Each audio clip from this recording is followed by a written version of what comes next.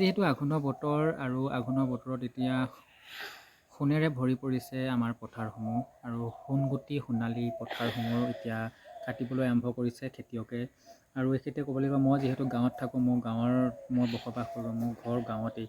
আৰু এতিয়া ধান আনিবৰ কাৰণে বিয়াডাল বনাই আছোঁ, ৰখি আছোঁ। বিয়াডাল অকণমান গধুৰ হৈছে বিয়াপাত, আৰু বিয়াপাতৰ ভেজটো আছে ধুনীয়াকৈ, অকণমান উন্নতি হ'লে চাচি আছোঁ বুলি ক'ব লাগিব। আৰু সকলোকে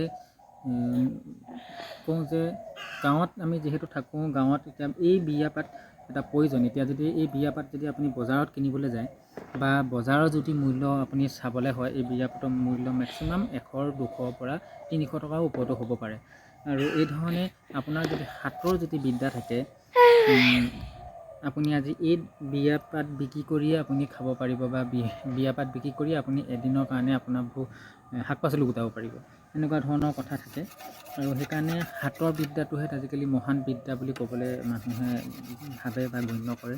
আৰু তাত বনাওঁতে আপোনাৰ এদিন ওপৰত লাগিব ভালকৈ বনাওঁ বুলি ক'লে। সেইটো কাৰণে মই বেছিকৈ কথা নকওঁ, জাষ্ট এতিয়া মই যিহেতু ধান আনিব লাগিব, ধান আনিবৰ কাৰণে বিয়াপাত মই ৰখি আছোঁ বা চাচি আছোঁ।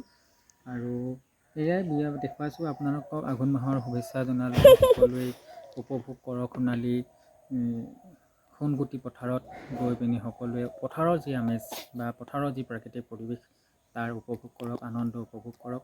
সকলোকে শুভেচ্ছা জনালোঁ। ধন্যবাদ।